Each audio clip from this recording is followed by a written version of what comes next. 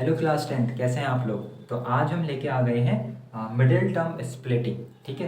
कैसे बहुत अच्छे से मिडिल टर्म स्प्लिटिंग लगाते हैं। अगर आपको कहीं पर डाउट होता है तो आज के बाद डाउट नहीं होगा। ठीक, क्यों नहीं होगा डाउट? क्योंकि मैं चारों टाइप के क्वेश्चन लेके आया हूँ। चार टाइप बोले तो देखो, आप ध्यान से देखो। Minus plus, plus minus, minus minus, plus plus, मतलब सारे साइन जितने पॉसिबल हो सकते हैं मैं सारे लेके आ गया। ठीक है, सारे के सारे आपके पास लेके आया हूँ। और ये क्वेश्चन में ना डाटा यानी कि जो नंबर्स हैं वो थोड़ा छोटे हैं। एक और वीडियो लेके आएंगे जिसमें डाटा थोड़ा बड़ा होगा और तब कैसे सोचते हैं। ठीक, तो वापस से आते हैं। आपको क्या करना है, बहुत ध्यान से बस सुनना है अभी। ठीक है, आप ऐसे हाथ बंद करके सुनो वीडियो को। ठीक है, आपको फिर समझ में आ जाएगा। ठीक है, मैं यहाँ पे सारी चीज़ें आपसे माइंड में करवाऊँगा। चलो, सबसे पहले ये देखना होता है कि क्या जो हमारा क्वाड्रेटिक पॉलिनोमियल है क्या वो सही फॉर्म में लिखा हुआ है। सही फॉर्म बोले तो सबसे पहले एक्स स्क्वायर वाला टर्म होना चाहिए, फिर एक्स और फिर एक्स की पावर 0। हाँ, सही ऑर्डर में है। एक्स की पावर 2 वाई, अरे यार यहाँ पे एक्स आना चाहिए। एक एक्स में और एक वाई में थोड़ी होगा। ठीक है, यहाँ पे मैं एक्स लिख देता हूँ। चलो, अभी यहाँ पे देखो, एक्स स्क्वायर वाला टर्म, एक्स वाला टर्म और फिर एक्स की पावर 0 वाला टर्म। यहाँ पे देखते हैं एक्स की पावर 2, एक्स की पावर 1 और एक्स की पावर 0, मतलब कांस्टेंट टर्म। ये कांस्टेंट टर्म है लास्ट वाले। ठीक है, इतना आया समझ में। मतलब सबसे पहले ऐसा ना हो कि क्वेश्चन ही ऐसा लिखा हो, देखो 8x² माइनस 15 प्लस 2x, ये तो गलत है ना। पहले आपको 2x वाला लिखना पड़ेगा, फिर कांस्टेंट वाला सबसे लास्ट में। क्योंकि याद करो, क्वाड्रेटिक पॉलिनोमियल इस फॉर्म में होता है ax² plus bx plus c। तो ये फॉर्म होनी चाहिए। ठीक है, इसी ऑर्डर में होना चाहिए। अब ठीक है, अब आने वाला है यहाँ पर असली हम जो करने वाले हैं। तो मैं ये बोलता हूँ ना, जनरली अलग अलग टीचर्स का अलग अलग मानना होता है, अलग अलग कहना होता है। तो जो मेरे को अच्छा लगता है मैं वो आपको बताता हूँ। आपको अच्छा लगे तो आप उसको फॉलो करना, नहीं लगे तो मत करना। तो आप एक चीज़ बताओ कि यहाँ पे साइन क्या है, प्लस है ना। मतलब मुझे ऐसे दो नंबर चाहिए होंगे, मुझे ऐसे दो नंबर चाहिए होंगे जिन्हें प्लस करके मेरा मिडिल टर्म आ जाए, जिन्हें प्लस करके मेरा मिडिल टर्म आ जाए। मेरा मिडिल टर्म क्या है, 10, तो मुझे 10 चाहिए। मैं इस क्वेश्चन में बताऊं, देखो कांस्टेंट के आगे क्या साइन है, माइनस। तो मुझे ऐसे दो टर्म चाहिए होंगे, ऐसे दो टर्म चाहिए जिन्हें माइनस करके कितना आ जाए पता है, मिडिल टर्म कितना, 2 आ जाए। समझ में आ रहा है, यानी कि प्लस करना है या माइनस, ये कांस्टेंट के ठीक सामने वाला साइन हमें बताएगा। अब यहाँ देखो, कांस्टेंट के ठीक आगे माइनस साइन है, तो मुझे ऐसे दो नंबर चाहिए जिन्हें माइनस करके मिडिल टर्म आ जाए। यहाँ पे मिडिल टर्म क्या है सर, मिडिल टर्म तो कुछ है ही नहीं, वेरिएबल है बस। जब यहाँ पे कुछ नहीं है तो 1 मान लो, तो यहाँ पे 1 है। ठीक है, कुछ नहीं है तो 1 है, तो 1। यदि यहाँ पे मिडिल टर्म, अब आप लास्ट क्वेश्चन देखो, ये तो आप बताओ कांस्टेंट के आगे क्या साइन है, प्लस। तो ऐसे दो नंबर चाहिए जिन्हें प्लस करके आ जाए मिडिल टर्म यानी कि 7। ठीक है, ऐसे दो नंबर चाहिए जिन्हें प्लस करके आ जाए मिडिल टर्म 7। अब वापस से आओ एक बार, ऐसे दो नंबर सेम जो ऊपर लिखे हैं वही होने चाहिए। ऐसे दो नंबर जिन्हें मल्टीप्लाई करके, जिन्हें मल्टीप्लाई करके आए, वो जो इन दोनों को मल्टीप्लाई करके आ रहा है, देखना इन दोनों को। मतलब यहाँ पे क्या नंबर लिखा हुआ है, कोई नंबर नहीं लिखा है, तो आप यहाँ पे 1 मान लो। तो 1 को और 21 को मल्टीप्लाई करके क्या आएगा, 121 जा 21, मतलब उन्हीं दो नंबर्स का मल्टीप्लाई करके क्या आना चाहिए आंसर, 21 आना चाहिए। ठीक है, और यहाँ देखना, उन्हीं दो नंबर्स को मल्टीप्लाई करके वो आना चाहिए जो इन दोनों को मल्टीप्लाई करके आ रहा है। मतलब 8 और 15 को मल्टीप्लाई करके क्या आएगा, 15 8 जा 120, तो मतलब मुझे 120 लाना पड़ेगा यहाँ पे मल्टीप्लाई करके। आई होप आ रहा होगा समझ में। ठीक है, अभी ये क्वेश्चन है, आप बताओ। चलो, उन्हीं दो नंबर्स को मल्टीप्लाई करके क्या लाना पड़ेगा बताओ, 3 2 जा 6 लाना पड़ेगा। इस वाले क्वेश्चन में देखो, उन्हीं दो नंबर्स को मल्टीप्लाई करके क्या लाना पड़ेगा, 6 लाना पड़ेगा। तो मिडिल टर्म स्प्लिटिंग ना खत्म हो जाएगी अगर आपको ये अच्छे से समझ में आ गया कि इन बॉक्सेस के अंदर क्या फिल करना है। अब आप पहला क्वेश्चन देखो, ऐसे दो नंबर चाहिए जिन्हें प्लस करके तो 10 आए और मल्टीप्लाई करके 21 आए। ये नंबर बहुत छोटे हैं, जब नंबर बड़ा होगा ना मैं उसके लिए अगली वीडियो में बताऊंगा कैसे सोचते हैं। अभी तो आप रैंडमली सोच सकते हो यार। पहले आप ना मल्टीप्लाई वाला सोचो। चलो कब कब किसकी टेबल में 21 आता है? एक तो 3 7 जा 21, इसके अलावा तो 21 वाला कहीं आता भी नहीं है। तो वही आंसर भी है। देखो 3 + 7, 3 + 7 होता है 10, 3 7 जा 21, यानी कि हमें वो दो नंबर मिल गए 3 और 7। ठीक है, ये आ रहा है आपको समझ में? चलो तो हाँ, अब ये वाला देखो क्वेश्चन, ऐसे दो नंबर ढूंढने हैं जिन्हें माइनस करके तो 2 आए, जिन्हें माइनस करके 2 आए और मल्टीप्लाई करके 120 है। ये क्वेश्चन देखो थोड़ा सा सोच पा रहे हो आप? पहले आप सोचो, ऐसे दो नंबर सोचो जिनको मल्टीप्लाई करके 120 आ जाए। लाइक मुझे तो आंसर आ गया है, बट आप लोग को आया? जैसे मुझे आंसर आ चुका है। इसका आंसर है 12 और 10 है वो नंबर। 12 10 जा 120 और 12 - 10 2। अब यहाँ पे ना चलो मैं यहीं पे समझा देता हूँ एक बार ट्रिक, मतलब कैसे सोचते हैं, वरना तो 120 में तो बहुत नंबर बन जाएंगे ना। तो क्या करते हैं ना, सबसे पहले मल्टीप्लाई वाला पकड़ते हैं। मल्टीप्लाई वाला कितना है? 120। तो आप 120 के ना फैक्टराइजेशन कर दो। जैसे ये 120 है, इसके फैक्टर कर दो। देखो वैसे तो मुझे ऐसे लिखना चाहिए, मतलब 12 × 10 शॉर्ट कर दिया मैंने। अब इसको और शॉर्ट करो, क्या होगा? 2 × 2 × 3, 2 2 ज़ा 4, 4 3 ज़ा 12। इसके क्या आएंगे? 2 × 5। मतलब नंबर को ना अपनी तरह अपने मन से तोड़ते जाओ। जब भी थोड़ी ना ऐसे प्राइम फैक्टराइजेशन करेंगे बार बार 120 के, अब वो यही तो आएंगे, इसका प्राइम नंबर है। देखो अब हम बड़ी क्लास में हैं, ठीक है? आप मुझे ये मत बोलना आपने 10 और 12 ही क्यों लिखा।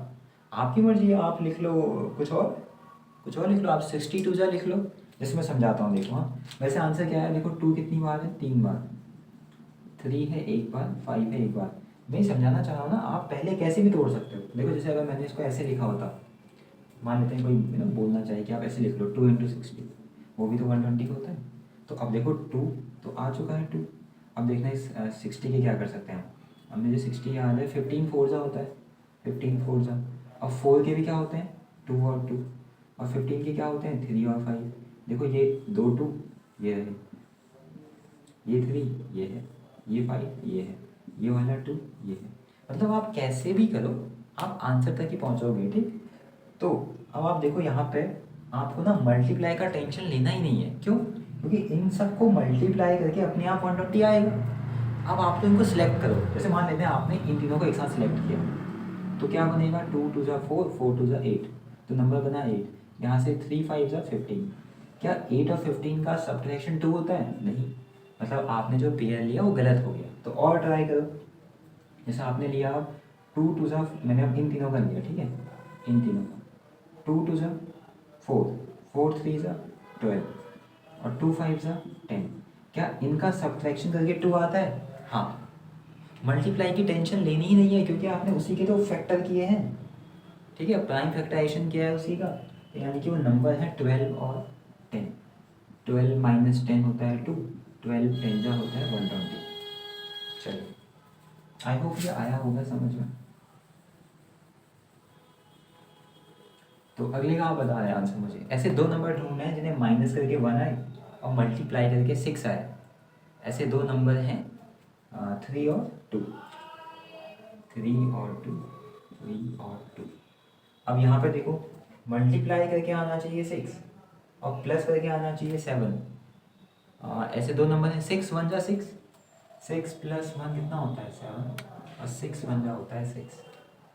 ठीक है, आई होप समझ में आया होगा इतना। यही मेन था, अगर इसको ये समझ में आ गया ना आगे तो बहुत आसान है। चलिए ठीक है, तो अब मैं क्या करूँगा, अब मैं ना ये पहला वाला मिटा रहा हूँ। मुझे पता है वो दो नंबर कौन है, 3 और 7 है। ठीक है, 3 और 7 है, तो मैं यहाँ पर अब लिख दूंगा 3 और 7। कहाँ पे लिखूंगा देखना, 3 और 7, एक्स स्क्वायर के नीचे एक्स स्क्वायर, माइनस के नीचे माइनस, 10 की जगह पे ब्रैकेट। मैंने सब कुछ लिखा, बस मिडिल टर्म नहीं लिखा 10। सर क्यों नहीं लिखा मिडिल टर्म? क्योंकि नाम ही है मिडिल टर्म स्प्लिटिंग। हम 10 को स्प्लिट करेंगे किस में, 3 और 7 में। सो 3 + 7। अब देखो ब्रैकेट ओपन होगा, 3 × x 3x minus plus minus 7x + 21। इन दोनों में कॉमन ढूंढेंगे, इन दोनों में कॉमन ढूंढेंगे। कॉमन क्या है, x, क्या बचेगा x - 3। जो इस ब्रैकेट में बचा वही इस ब्रैकेट में बचना चाहिए।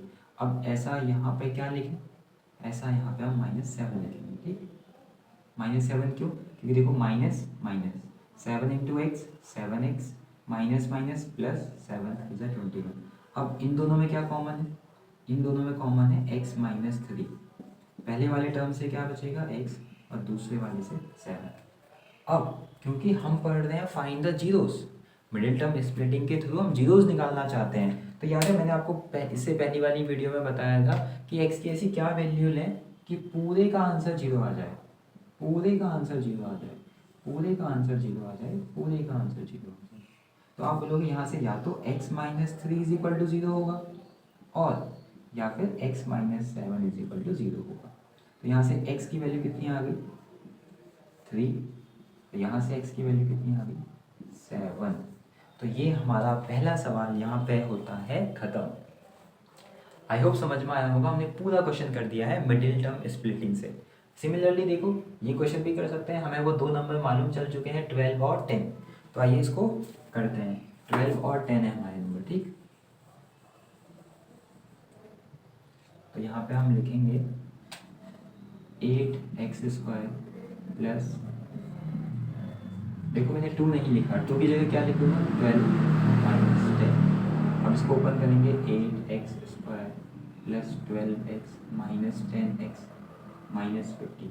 अब इन दोनों में क्या कॉमन है और इन दोनों में क्या कॉमन है, मुझे कॉमन दिख रहा है 4x। तो अंदर क्या बचेगा यहाँ 2x प्लस 3। उस ब्रैकेट के अंदर भी यही बचना चाहिए, ऐसा ही बोला था हमने। तो यहाँ क्या आएगा -5। अब इन दोनों में क्या कॉमन है, 2x प्लस 3। यहाँ से क्या आ जाएगा 4x माइनस 5। क्योंकि हम जीरोस निकाल रहे हैं, इसका मतलब है पूरे की वैल्यू क्या आनी चाहिए, 0 0 0 0 0। ऐसा कब होगा, जब या तो 2x प्लस 3 = 0 हो या फिर 4x माइनस 5 = 0 हो। यहाँ से x कितना आ जाएगा 3/2, यहाँ से x कितना आ जाएगा 5/4। तो यही है इस सवाल का आंसर, ठीक है। ये आया होगा समझ में। चलिए आगे देखते हैं, कुछ गड़बड़ कर दी क्या मैंने, हाँ ये -3 आना चाहिए, -3, क्योंकि +3 वहाँ जाके -3, ठीक। चलिए चलिए आगे देखते हैं, अगला क्वेश्चन आ रहा है। हमें वो दो नंबर मालूम चल चुके हैं, 3 और 2 हैं वो नंबर। तो मैं मिडिल टर्म स्प्लिटिंग में वो नंबर की जगह पे 3 और 2 लिखूँगा, ठीक। तो क्या करेंगे, 3x² माइनस x - 2। देखो मैंने सब कुछ लिखा, क्या नहीं लिखा, 1 नहीं लिखा। अब मुझे 1 की जगह पे क्या लिखना है, 3 - 2, 3 - 2।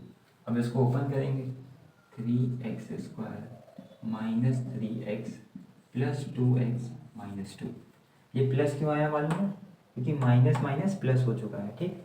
अब इन दोनों में क्या कॉमन है, इन दोनों में कॉमन है 3x। तो क्या बचेगा यहाँ x - 1। यहाँ भी क्या बचना चाहिए, x - 1। तो बाहर क्या आने वाला है +2। अब इन दोनों में क्या कॉमन है, x - 1। पहले वाले टर्म से क्या बचेगा 3x, दूसरे वाले टर्म से +2। समझ में आ रहा है ना, ठीक। और क्योंकि हमें जीरोस निकालने हैं, = 0 0 0 0। अब या तो x - 1 = 0 होगा या फिर 3x + 2 = 0 होगा, ठीक। तो यहाँ से हम x की वैल्यू निकाल लेंगे। तो पहला यहाँ से x की वैल्यू कितनी आ गई, यहाँ से x की वैल्यू आ गई 1 और यहाँ से x की वैल्यू आ गई -2/3,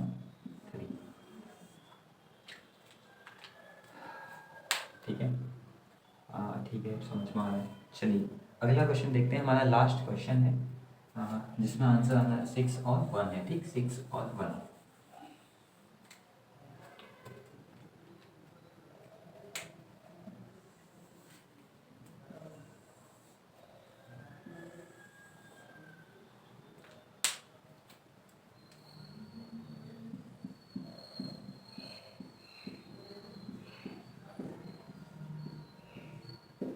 ठीक है, मैंने क्या किया देखो, 7 की जगह पे क्या लिख लिया है, 6 + 1 लिख लिया है। ठीक है, 6 + 1।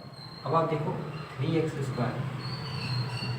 6x + 1x + 2 = 0। अब इन दोनों में कॉमन क्या है, इन दोनों में, तो आप बोलेंगे इन दोनों में कॉमन है 3x, तो 3x कॉमन ले लिया, क्या बचेगा, x + 2।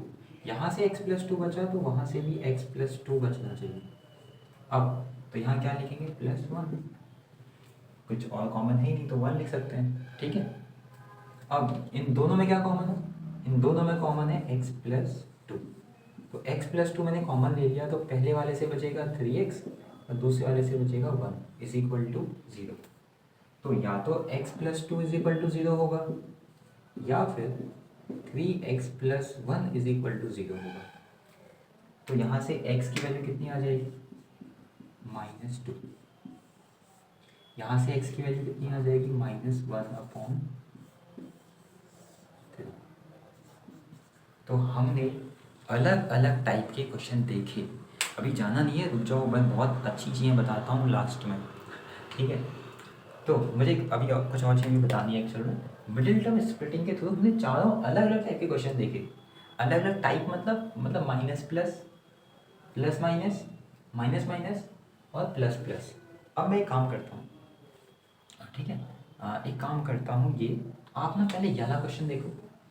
ये क्वेश्चन जो है पहला वाला, ये ना इस फॉर्मेट में है। तो मैं एक काम करता हूँ, ठीक है, आपने इसको पहले आप इसको नोट कर लो या इसको वीडियो को पॉज कर लो। मैं कुछ चेंजेस करने वाला हूँ। अब मैं ना सिर्फ आंसर दिखाऊंगा आपको कि जो पहला क्वेश्चन था, उसका आंसर आया है 3 और 7। ठीक है, इसका आंसर आया है 3 और 7। ठीक है, यहाँ पे लिख लेते हैं 3 और 7 आया है इसका आंसर। ठीक है,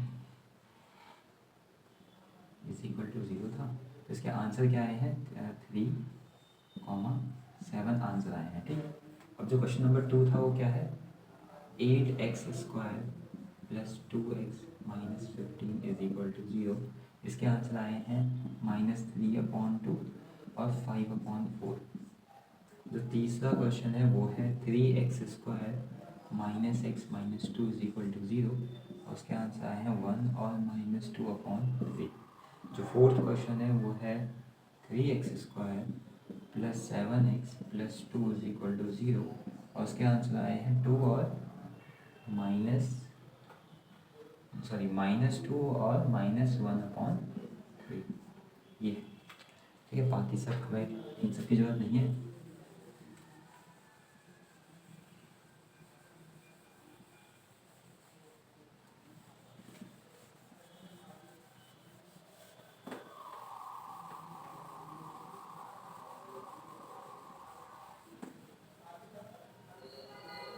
तो ठीक है, अब आप ध्यान से एक चीज़ देखो, यहाँ पे पहला वाला जो क्वेश्चन आपको दिख रहा है ना, क्या वो इस फॉर्मेट का नहीं है, इस फॉर्मेट का है। देखो ax² मतलब उसमें दिख रहा है -bx + c।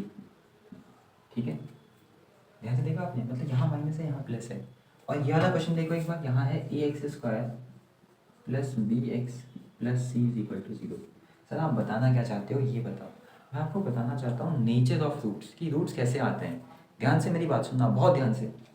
यहाँ पे साइन क्या है, प्लस, यहाँ पे साइन क्या है, प्लस। तो ये प्लस ये बताता है कि जो भी रूट्स आएंगे वो सेम आएंगे। सर क्या मतलब है, अभी बता जाओ। मतलब कि प्लस साइन ये बताता है कि दोनों रूट्स का साइन सेम आएगा, दोनों का सेम आएगा, बट इस वाले साइन के अपोजिट आएगा। मतलब ये वाले रूट्स दोनों प्लस प्लस आएंगे। मैं दोबारा बताता हूँ, इस प्लस का मतलब ये था कि दोनों सेम आएंगे, दोनों का साइन सेम आएगा, बट इस वाले साइन के अपोजिट आएगा। यहाँ माइनस था यानी कि दोनों प्लस प्लस आएंगे। आप देखो यहाँ क्या हुआ, दोनों के आंसर प्लस प्लस हैं। अब यहाँ देखो ये वाला प्लस बता रहा है कि दोनों का सेम साइन आएगा, बट इसके अपोजिट आएगा, मतलब दोनों का आंसर माइनस माइनस आएगा। आप देखो दोनों के आंसर माइनस माइनस आए। आया, समझ में आया। मतलब प्लस ये बताता है कि दोनों का साइन सेम आएगा, बट इसके अपोजिट आएगा। यहाँ प्लस लिखा है तो दोनों माइनस माइनस आएंगे, रूट्स। अब आ जाओ आप ये वाला क्वेश्चन, ये इस फॉर्मेट में है। देखो ax² + bx - c, और नीचे वाला देखो इस फॉर्मेट में है अब माइनस ये बताता है, जैसे प्लस ने क्या बताया था कि दोनों का सेम साइन होगा, माइनस ये बताता है कि दोनों का डिफरेंट साइन होगा। मतलब एक प्लस तो एक माइनस, एक प्लस तो एक माइनस। बस आप देखो इसमें एक माइनस आया, एक प्लस आया, एक पॉजिटिव एक नेगेटिव। तो मुझे ये समझाना था।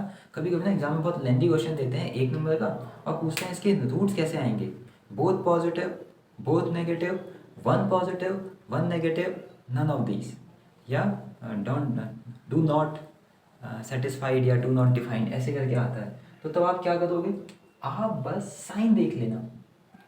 अगर ये वाला बन रहा है तो प्लस प्लस, ये वाला बन रहा है तो माइनस माइनस। जैसे ही आपको ना सी के आगे नेगेटिव साइन दिख जाए, सीधे एक पॉजिटिव एक नेगेटिव। ठीक है, तो चलिए आज की इस वीडियो में इतना ही रखते हैं। आपको बताना है मिडिल टर्म की ये वाली क्लास, ये बेसिक क्लास थी, ठीक है। ऑल्दो हम एक एडवांस क्लास ले सकते हैं जहाँ पे बहुत जल्दी कैसे आंसर निकालते हैं बिना इतना सब लिखे, वो भी कर सकते हैं, ठीक है। तो कभी देखेंगे वैसी वीडियो। चलिए आज के लिए इतना ही रखते हैं। Thank you.